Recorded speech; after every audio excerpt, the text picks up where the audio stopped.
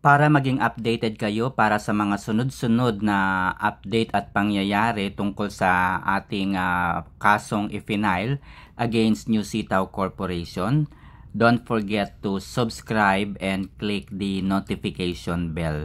Alright, so magtulong-tulong po tayo. Alam nyo ba ang dahilan, mga kaibigan, kung bakit hindi tayo nananalo sa mga ipinaglalaban natin? Kung bakit nagiging mahina ang kaso natin laban sa kumpanya na ating inirereklamo, ang New Sitaw Corporation? Bigyan ko lamang po kayo ng kaunting background, no? At kaunting gabay. Ako po ay kumuha ng abogasya sa Polytechnic University of the Philippines College of Law. At naalala ko pa yung turo ng aking profesor. Sabi sa akin, ang ating batas ay napaka-harsh. Pero ito po ay straightforward. Ano po ibig sabihin po nito? Napaka-harsh, matalim, mabigat ang ating batas. Pero ito po ay very straightforward na ang ibig sabihin, kung susundin lamang natin at iintindihing mabuti kung ano yung nakasulat, hindi po tayo maliligaw, hindi tayo mawawala, hindi tayo magkakamali. At ang preamble po ang ginawang basihan, no, ng lahat ng mga batas na umiiral dito sa ating bansa. No, kahit po yung mga batas na binabalangkas ay anchored po sa preamble na tinatawag. Okay? So, noong lumapit po tayo at nagpunta sa Senado, alam nyo ba na ang tao na pinagbintangan na panahon niya noong kumalat at nag-umpisa ang pogo ay ang kauna-unahang senador na lumaban at tinulungan tayo na maipaabot sa tamang komite ang ipinaglalaban nating kaso against the New Sitaw Corporation. Si Senator Bato de la Rosa. Ilang beses po natin siyang nakausap, ilang beses po natin siyang pinuntahan sa kanyang opisina. Noong magpunta po tayo at ibinahagi po natin yung ating karanasan, kauna-unahan po si Senador Bato de la Rosa na naglagay at nag-endorse po, no, ng ating concern about the New Sitaw Corporation. Meron kasi nagpapakalat, no, ng mga balita na panahon daw ni dating Pangulong Rodrigo Roa Duterte nang mag-umpisa ang pogo. So kasama po diyan si Senator Bato de la Rosa,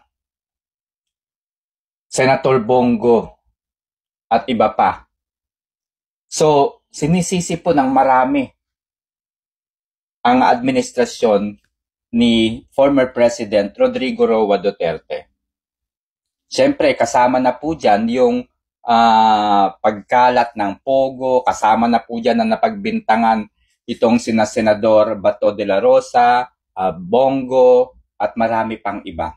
Pero alam nyo ba, nung magpunta tayo sa Senado, ang kauna-unahang senador na sumulat ng endorsement para iparating at para pag-usapan sa Senado ang iniakyat nating reklamo tungkol sa New Sitaw Corporation, isa po si Senator Bato de la Rosa.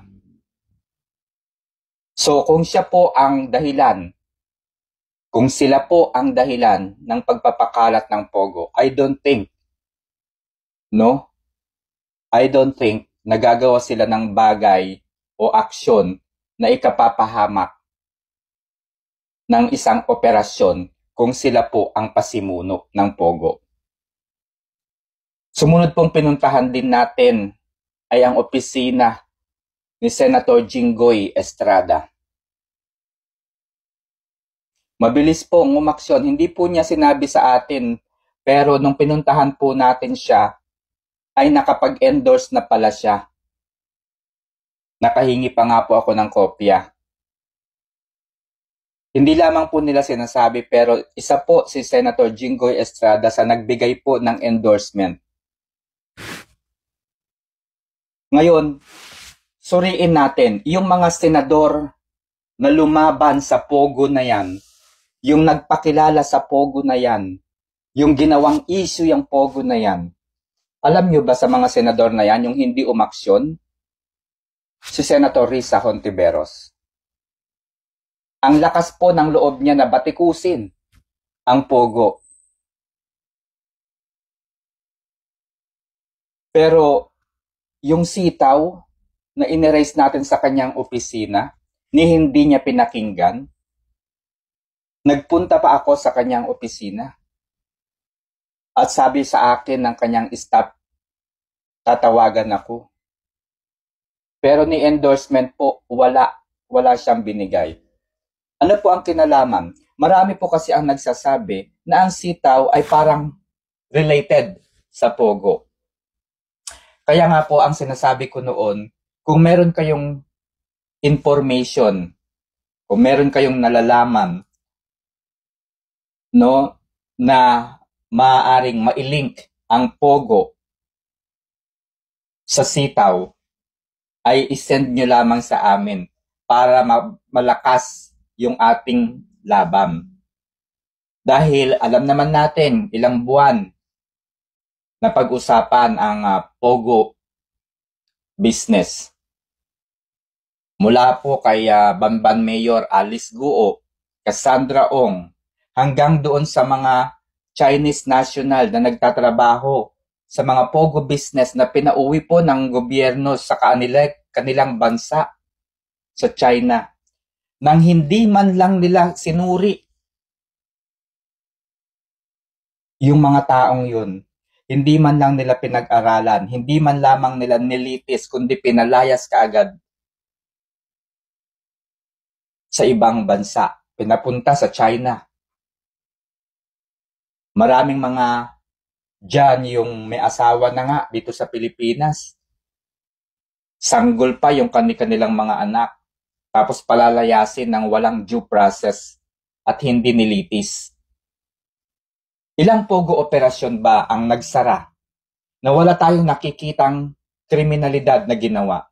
Island Cove is ipinasara nang hindi natin nalalaman ang dahilan.